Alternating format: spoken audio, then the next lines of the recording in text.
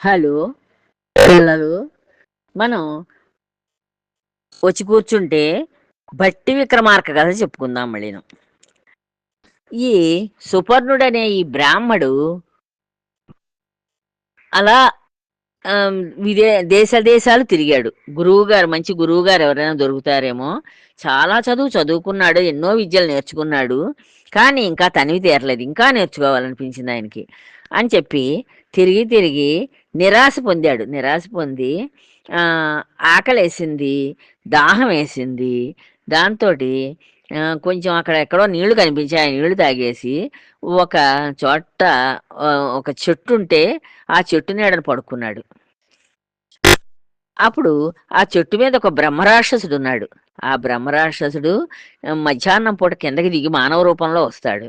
ఆయనకి ఏ రూపం కావలిస్తే ఆ రూపం వచ్చే విద్య వచ్చు. అని చేత కిందకి దిగి వచ్చి ఆయన ఈయన లేస్తాడేమో అని చూశాడు, లేవలేదు. లేపాడు. లేపి, నీకు విద్యాదానం చేసి నేను శాప విముక్తుడినయ్యాను. అలా ఈయనకి విద్య కావాలని తెలిసింది ఆయనకి. నువ్వు ఎందుకు ఇలా తిరుగుతున్నావంటే, నాకు విద్య కావాలన్నాడు. నేను నేర్పుతాను నీకు విద్యని. నీకు విద్య నేర్పిస్తే నాకు శాప విమోచన అవుతుంది. నాకు శాపం ఇచ్చిన ఆయన చెప్పాడు, నీకు నువ్వు నిన్ను మామూలుగా ఒక అతను నిన్ను వెతుక్కుంటూ ఇక్కడికి వస్తాడు. అతనికి విద్య నేర్పించు. విద్య నేర్పిస్తే నువ్వు ఎప్పుడైతే విద్యాదానం చేశావో అప్పుడు నీ అసలు రూపం నీకు వస్తుంది అని చెప్పాడు. అంచేత నీకు నేను విద్య నేర్పిస్తాను. నేను చాలా విద్యావంతుణ్ణి. అంచేత ఆ, నాకు శాప విముక్తి అవుతుంది నీకు విద్య నేర్పించడం వల్ల. నువ్వు నా దగ్గర చదువుకుంటూ ఉన్నంత కాలము నేను మానవాకారంతోటే కనిపిస్తాను నీకు. నేను మానవాకారంలోనే కనిపిస్తాను నువ్వు నా దగ్గర చదువుకున్న నాళ్ళును అని చెప్పాడు. అది వినగానే ఈ చంద్రవర్ణుడికి, అంటే ఈ బ్రాహ్మణ కుమారుడికి ఆశ్చర్యం వేసింది, భయం వేసింది, సంతోషం కూడా కలిగింది. ఒక్కసారే ఇవన్నీ వచ్చేసేయట. ఇంచేత ఈయనకి విద్య కావాలి. కానీ ఈయన ఒక బ్రహ్మరాక్షసుడు. ఈ బ్రహ్మరాక్షసుడు మానవ రూపంలో ఈయన కనిపించాడు. కనిపించి నీకు విద్యలు నేను నేర్పిస్తానన్నాడు, నీకు మానవుడిగానే కనిపిస్తానన్నాడు. చిట్ట చివరి అతను ఎలాగో ధైర్యం తెచ్చుకున్నాడు. ఈ బ్రాహ్మడు ధైర్యాన్ని తెచ్చుకుని రాక్షసుడి ముందు తల వంచుకుని ఈ రాక్షసుడి ముందు తలంచుకున్నాడు. తలంచుకుని, అయ్యా, అల్పుడనైన నా మీద మీకు ఇలాగా అభిమానం కలగడం నా పూర్వజన్మ పుణ్యం.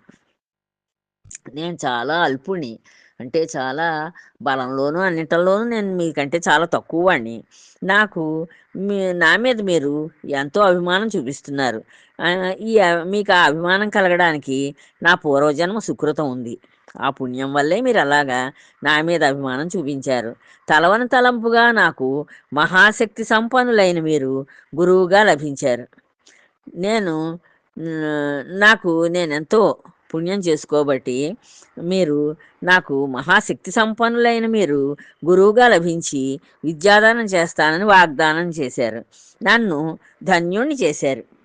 నా కోరిక తీరుతుంది, నన్ను ధన్యుణ్ణి చేశారు అని చెప్పాడు. మీకు శిష్యుడినయ్యే భాగ్యం దేవుడి దయ వలన సిద్ధించింది. మీకు శిష్యుడిగా అవ్వమని ఆ భగవంతుడు నాకు ఈ వరం ఇచ్చాడు. అంచేత నేను ధన్యుణ్ణయ్యాను. నాకు నాకు ఆ విద్యలన్నీ నేర్పించండి. కరుణించి నన్ను కృతార్థుణ్ణి చెయ్యండి. మీరు నన్ను కరుణతో చూసి నన్ను కృతార్థుణ్ణి చెయ్యండి, అంటే నా కోరికలు తీర్చండి అన్నాడు. అంటే నాకు కావాల్సిన విద్యలు నేర్పించండి అని చెప్పాడు. అతని వినయానికి భక్తికి మెచ్చుకున్నాడు ఈ బ్రహ్మరాక్షసుడు. చంద్రవర్ణ, సకల విద్యలు చెబుతాను, కానీ ముందుగా నువ్వు కొన్ని పద్ధతులు అవలంబించాలి అన్నాడు. నేను నీకు సకల విద్యలు చెప్తాను, ఎన్ని విద్యలు కావలిస్తే అన్ని విద్యలు నేర్పిస్తాను, కానీ నువ్వు ముందుగా కొన్ని పద్ధతులు ఉంటాయి.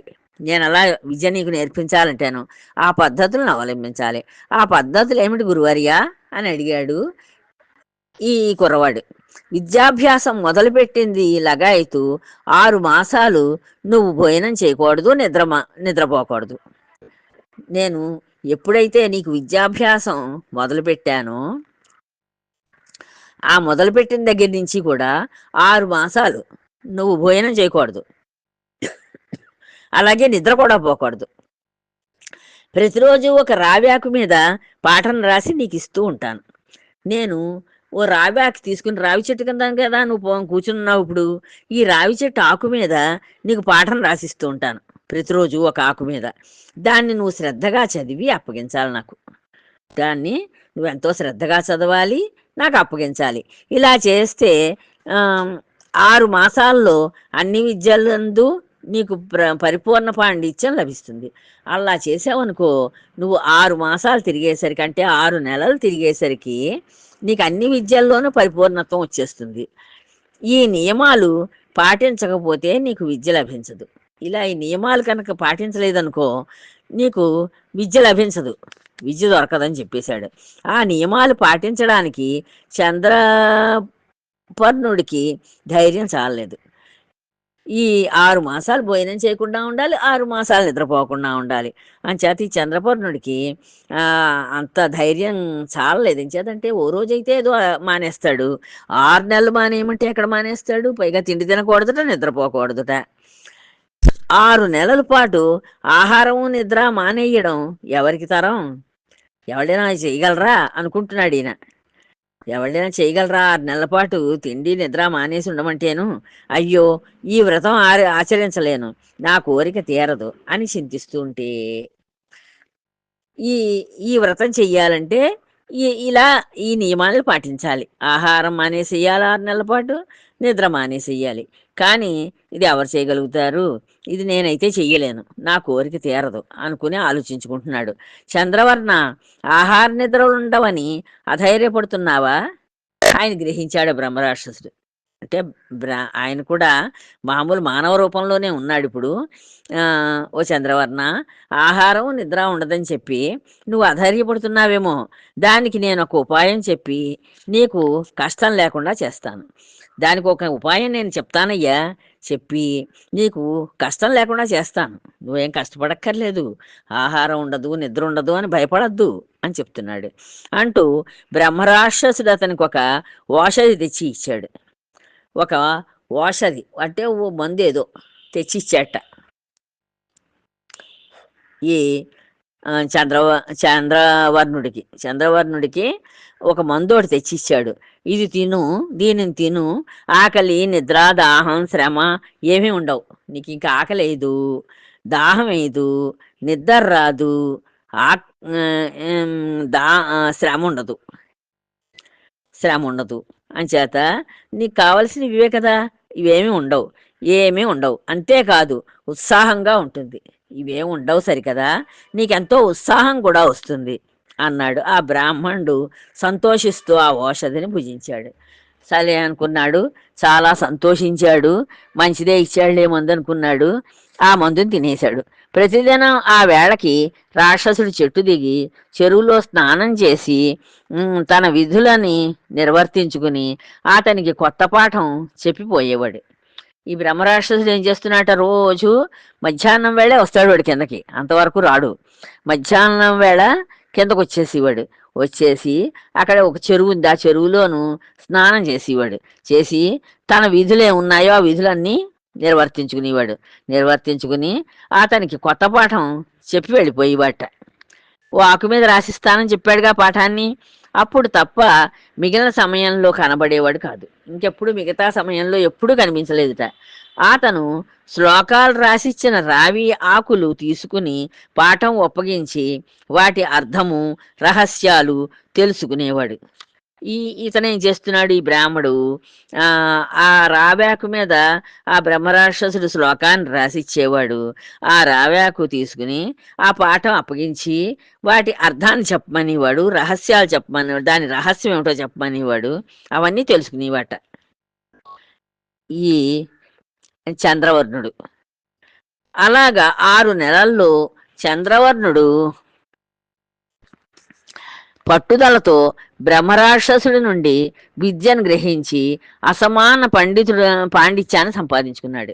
ఇలా ఈ 6 నెలలు ఇలాగ ఈ రాక్షసుడు చెప్పిన పాఠాలన్నీ నేర్చుకున్నాడు. చక్కగాను నేర్చుకుని గొప్ప పాండిత్యాన్ని సంపాదించుకున్నట.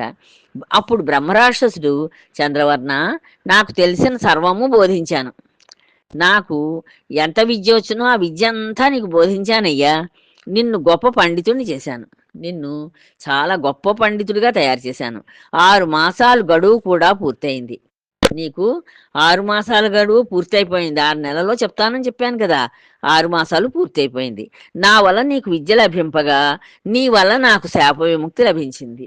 నీకేమో విద్య లభించింది. నాకేమో శాప విముక్తి లభించింది. అంచేత ఇక నేను ఈ రూపం విడిచి దివ్యదేహంతోటి స్వర్గానికి వెళ్ళిపోతాను. ఇంకా నాకు ఈ రూపంతోటి పని లేదు. ఈ రూపాన్ని విడిచిపెట్టేసి దివ్యదేహం అంటే దేవతల యొక్క దేహాన్ని ధరిస్తాను నేనిప్పుడు. ధరించి స్వర్గానికి వెళ్ళిపోతాను. నువ్వు నీ ఊరు వెళ్ళు. నువ్వేమో నీ ఊరు వెళ్ళిపో. వెళ్ళిపోయి వివాహం చేసుకో. సంతానాన్ని ఐశ్వర్యాన్ని పొంది హాయిగా జీవించు. సంతానాన్ని పొందు. ఆ? తర్వాతేమో ఐశ్వర్యాన్ని పొంది హాయిగా జీవించు అని ఆశీర్వదించాడు. ఈ బ్రహ్మరాక్షసుడు ఆశీర్వదించేసి ఆయన లోకానికి ఆయన వెళ్ళిపోయాడు. స్వర్గలోకానికి. ఈయన ఇలా ఆశీర్వదించి పంపించేశాడు, నువ్వు వెళ్ళిపో అని. చంద్రవర్ణుడు ఎంతో భక్తితో గురువుకి ప్రదక్షిణ నమస్కారాలు చేసి ఎంతగానో తన కృతజ్ఞతలు తెలుపుకుని, గురువర్య మీరు ఆనతిచ్చినట్లే చేయగలను. ఈ చంద్రవర్ణుడు ఏం చేశాడు, ఎంతో భక్తితోటి గురువుగారికి ప్రదర్శన చేసి నమస్కారం చేసి ఎంతగానో ఆయనకి కృతజ్ఞతలు చెప్పుకుని, మీరు ఎలా చెప్పారో అలాగే చేస్తానండి అంటూ ఆకాశం నుంచి ఒక దివ్య విమానం దిగింది. ఇలా వీళ్ళిద్దరూ చెప్పుకుంటూ ఉంటే ఆకాశంలోంచి ఒక దివ్యమైన విమానం ఒకటి దిగిందిట కిందకి. దానిలోంచి ఒక దివ్య పురుషుడు దిగి, పుణ్యాత్మ రా, నీ పాపం పోయి పావనుడు అయ్యావు. ఈ బ్రహ్మరాక్షసుడు ఒక కొత్త రూపాన్ని పొందాడు కదా మళ్ళీను ఈ గురువు గారు. అంచేత ఆ దివ్య పురుషుడు అక్కడ అందులోంచి దిగొచ్చాట, ఆ విమానంలోంచి దిగొచ్చి, ఓ పుణ్యాత్మ రా, నీ పాపం అంతా పోయిందిలే, పావనుడు అయ్యావు నువ్వు అని చెప్తున్నట్ట. అందుకని నిన్ను ఆకాశంలోకి తీసుకువెళ్ళేందుకు విమానం తెచ్చాను అన్నాడు. నిన్ను ఆకాశంలోకి తీసుకెళ్ళడం కోసానని నేను విమానం తీసుకుని వచ్చాను నాడని చెప్పి ఆయన దివ్య ఆయన్ని తీసుకెళ్ళిపోయాడు ఆ బ్రహ్మరాక్షసుడిని.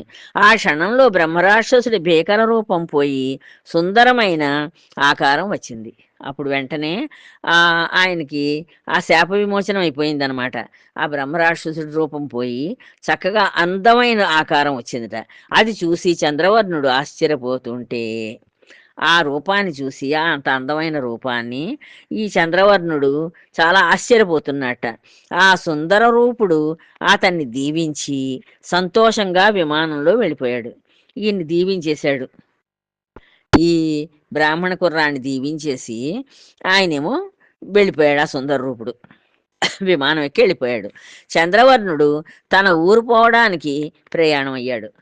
నీ ఊరు వెళ్ళిపో అని చెప్పాడు కదా, నువ్వు ఊరు వెళ్ళిపోయి పెళ్లి చేసుకో, శుభ్రంగా హాయిగా ధనం సంపాదించుకుని సుఖంగా ఉండని అని చేత ఈ చంద్రవర్ణుడు తన ఊరు వెళ్ళిపోదామని ప్రయాణం అయ్యాడు.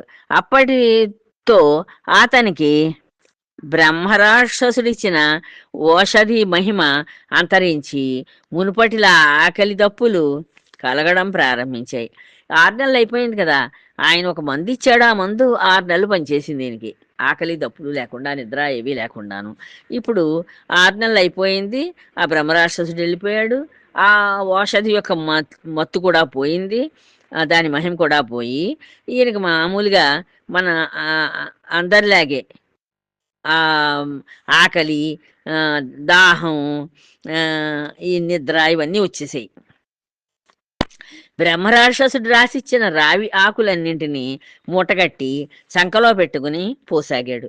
అవన్నీ ఆ రావి ఆకులన్నీ కూడా రోజు ఒక్కొక్క శ్లోకం రాసి దాన్ని అర్థం అది చెప్పేవాడు కదా.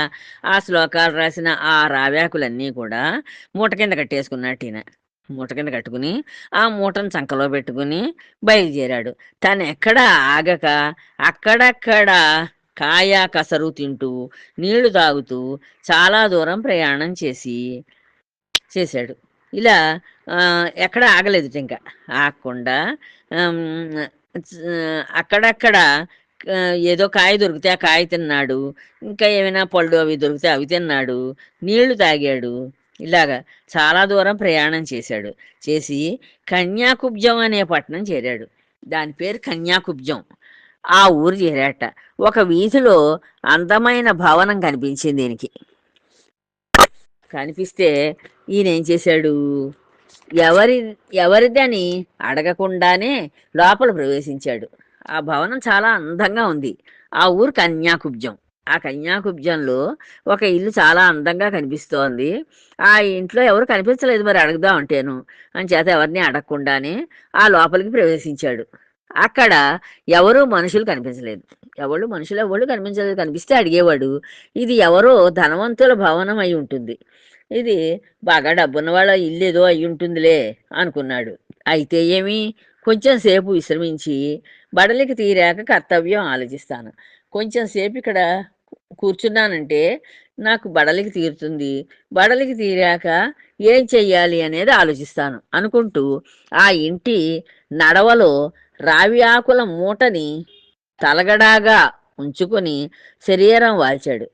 నెమ్మదిగా కూర్చున్నవాడు ఏం చేశాడు, ఈ రావాకుల మూట ఉంది కదా చేతిలోను, దాన్ని తల కింద తలగడాలా పెట్టుకున్నట్ట. పెట్టుకుని అక్కడే నిద్రపోయాడు. శరీరాన్ని వాల్చాడు నేలకి. 6 నెలల నుంచి నిద్ర లేకపోవడం, ప్రయాణంలో చాలా అలసిపోవడం వల్ల అతనికి ఒళ్ళు తెలియకుండా నిద్రట్టేసింది. అతను 6 నెలల నుంచి అన్నం తినటం లేదు, నిద్రపోవటం లేదు, ప్రయాణం చేశాడు పైగాను. దాంతో అలసిపోయాడు. బాగా అలసిపోయి ఎప్పుడైతే నేలకి వాలాడో వెంటనే ఒళ్ళు తెలియకుండా నిద్ర వచ్చేసింది. చంద్రవర్ణుడు నిద్రపోతున్న ఇల్లు నగరంలో ప్రసిద్ధి చెందిన ధనికురాలైన ఒక వేశ్య భవనం. అది ఒక వేశ్య యొక్క ఇల్లు. ఆ ఇల్లు అది చాలా ఆ నగరంలో చాలా ప్రసిద్ధి చెందేది, పేరు తెచ్చుకున్నది. అది ఈ కన్యాకుబ్జం అనే ఊళ్ళో అనే నగరంలో చాలా ప్రసిద్ధి చెందిన ధనికురాలైన ఒక వేశ్యట ఆవిడ. వాళ్ళ ఇల్లది. వయసు మీరిన ఆ వేశ్యకు ఒక కూతురు అలంకారవతి. ఆ వయసు మీరిపోయింది ఆ వేశ్యకి. అంటే కొంచెం ముసలిది, పెద్దదయింది. ఆవిడకి ఒక కూతురు కూడా ఉందిట. ఆవిడ పేరు అలంకారవతి. ఆమె చాలా అందమైంది. ఈ అలంకారవతి పేరుకి ఎంత గొప్పగా ఉందో పేరు. అలాగే ఆవిడ చాలా అందంగా ఉంటుందిట. సౌందర్యానికి తోడు సుగుణాలు కూడా ఆమెలో అధికమే. ఉత్త సౌందర్యమే కాకుండా ఆవిడ మంచి గుణాలు కూడా కలదిట. వేశ్యజాతిలో పుట్టిన ఆమెకి పడుపు వృత్తి నీచంగా తోచి తల్లి బలవంతం పెట్టిన వృత్తిలోకి ప్రవేశింపక తనకి తగిన పురుషుడు దొరికితే వివాహం చేసుకుని గృహిణిగా జీవించాలని కోరుకుంటున్నానని చెప్పి అలా కోరుకుంటూ ఉండేదిట. ఆ వేశ్య ముసలిదైపోయింది. కూతురు చాలా అందగత్తె. ఈవిడ్ని ఈ సౌందర్యానికి తోడు సుగుణాలు కూడా ఉన్నాయి ఈవిడలోని, కూతురులోను. వేశ్యజాతిలో పుట్టింది కదా అని చెప్పి ఆవిడికి ఈ పడుపు వృత్తి చాలా నీచంగా తోచిందిట. తోచి నన్ను బలవంత పెట్టినా నేను ఈ వృత్తిలోకి రాను, తనకి ఎవరైతే పురుషుడు, మంచి పురుషుడు నాకు తగినవాడు దొరుకుతాడో అప్పుడు వివాహం చేసుకుంటాను, అతన్ని వివాహం చేసుకుని అతనితోటే ఉంటాను అని చెప్పిందిట. ఒక గృహిణిగా అంటే అతనికి ఒక భార్యగానే ఉంటాను తప్పించి ఈ పడుపూరితి నాకు వద్దు అని చెప్పిందిట. అలా జీవించాలని కోరుకుంటున్నాను. చక్కగా విద్యను అభ్యసించి పాండిత్యం సంపాదించింది. చక్కగా చదువుకుంది, పాండిత్యం కూడా సంపాదించుకుంది. అలా ఉంది ఆ పిల్ల. తన ఉద్దేశానికి కుమార్తె వ్యతిరేకంగా ప్రవర్తిస్తున్న ఆమె అభిప్రాయాన్ని అనుసరించి వివాహం చేయడానికి ఆమె తన కూతురికి తగిన వాడి కోసం చూస్తోంది. ఈ తల్లి కూడా పడుపూర్తి నేను చెయ్యనని చెప్పింది కదా కూతురు, అందుకోసాన్ని పోన్లే అని చెప్పి ఆ అమ్మాయి యొక్క కోరిక ప్రకారం వివాహం చేద్దామని చెప్పి తన కూతురికి తగిన వరుడు ఎవరైనా దొరుకుతాడేమో అని వెతుక్కుంటోంది. సరిగ్గా అలాంటి సమయంలోనే ఈ చంద్రవర్ణుడు వాళ్ళ ఇంట్లో ప్రవేశించి పడుకున్నాడు. వాళ్ళల్లా ఆలోచిస్తున్న టైంలోనే ఈ చంద్రవర్ణుడు వాళ్ళింట్లో పడుకున్నాడు వెళ్ళి. అంటే అది వాళ్ళిల్లని తెలియదు, ఏదో అందంగా ఉంది, తలుపు తీసుందని లోపలికి వెళ్ళాడు. అక్కడ ఎవరు మనుషులు లేరు. అంచేత అలిసిపోయి ఉండడంతో అలాగ కూర్చున్నాడు కాసేపు. తర్వాత నేలకి ఒరిగాడు, నిద్రపోయాడు ఒళ్ళు తెలియకుండాను. అంచేత ఆ చంద్రవర్ణుడు వాళ్ళ వాకిట్లో ప్రవేశించి పడుకున్నాడు. అతను తమ ఇంట్లోకి రావటం ఆమె కానీ, అలంకారవతి కానీ, పరిచారికలు కానీ చూడలేదు. ఈ ఈ ఈ ఈ వేశ్య చూడలేదు, వేశ్య కూతురు చూడలేదు. వీడి ఇంట్లోకి వచ్చి పడుకోవడం, ఈ ఈ సుపర్ణుడు ఇంట్లోకి, వాళ్ళ ఇంట్లోకి వచ్చి పడుకోవడం, వాళ్ళ చెలికత్తెలు కానీ ఎవ్వళ్ళు చూడలేదు. పరిచారికలు కానీ ఎవ్వళ్ళు చూడలేదు. అతను నిద్రపోయిన కొంతసేపటికి వీధిని చూద్దామని అలంకారవతి ఇంటిలో నుంచి బయటకు వచ్చింది. వీధిలోకి వెడదాం ఒకసారి చూద్దామని చెప్పి ఈ కూతురు ఏం చేసింది, ఇంటి లోపల నుంచి బయటకు వచ్చింది. తమ ఇంటి నడవ అరుగుపై గాఢ నిద్రలో ఉన్న చంద్రవర్ణుని చూసింది. ఇలాగా ఈ గాఢ నిద్రలో ఉన్నాడు ఈ చంద్రవర్ణుడు, తన నడవ అరుగు మీద పడుకుని ఉన్నాడు. అవి పడుకున్న వాడిని చూసింది. ఎంత అందంగా ఉన్నాడు అనుకుంది ఆవిడ మనసులో. ఎంత అందగాడినా, కొత్తవాడైనా లోపలికి వచ్చి నిద్రపోతున్నాడు. వీడు కొత్తవాడు, ఎప్పుడు మనం చూడలేదు. చూడకపోయిన వాడైనా వీడు మన ఇంట్లోకి వచ్చి నిద్రపోతున్నాడు. ఇతనికి ఇక్కడికి ఎందుకు వచ్చాడో, మా ఇంటికి వచ్చి ఎందుకు వచ్చాడో అసలు కవులు వర్ణించిన దానికంటే ఎక్కువగా ఉంది అతని అందం. కవులు వర్ణిస్తూ ఉంటారు, ఆ వర్ణన కంటే కూడా చాలా గొప్పగా ఉంది తన అందం. ఇలాంటి వాడిని పెళ్లి చేసుకుని సుఖపడని స్త్రీ జన్మ ఎందుకు అనుకుంది ఆవిడ. అంటే ఆవిడ మనసుకు అంత నచ్చాడనమాట. ఇలాంటి భర్త దొరికితే చక్కగా పెళ్లి చేసుకుని అతనితోటి సుఖపడని స్త్రీ జన్మ ఎందుకంటారు? నా మీద దయతో దేవుడే ఇతన్ని ఇక్కడ తెచ్చి వదిలినట్టున్నాడు. నా మీద ఎంతో దయతోటి ఆ దేవుడే ఇతన్ని ఇక్కడికి తీసుకొచ్చాడు, మా ఇంటికి తీసుకొచ్చి ఇక్కడ వదిలినట్లుగా అనిపిస్తోంది నాకు. లేకపోతే ఇంతటి సుందరుడు పురుషోత్తముడు ఈ ఇంటికి ఎందుకు వస్తాడు? ఇంత సుందరంగా ఉన్నాడు, ఇంత గొప్పవాడిలా ఉన్నాడు, పురుషోత్తముడి కింద మానవుల్లో ఉత్తముడుగా ఉన్నాడు. ఇలాంటి వాడు మా ఇంటికి ఎందుకు వస్తాడు అనుకుని ఆలోచించిందట. నాకు ఇతని మీద ప్రేమ కలుగుతోంది. నాకు ఇతన్ని చూడగానే ఇతని మీద ప్రేమ పుట్టింది. ఇతన్ని మేల్కొల్పి ఇతని వృత్తాంతం తెలుసుకుంటాను. ఇతన్ని నెమ్మదిగా మేల్కొనేటట్లుగా కదిపి చూస్తాను, లేస్తాడేమోను. చూసి ఇతని అసలు కథ ఏమిటో తెలుసుకుంటాను అనుకుంది ఈ వేశ్య కూతురైన ఆ అమ్మాయి. తర్వాత చెప్పుకుందాం అమ్మా. ఉంటాను.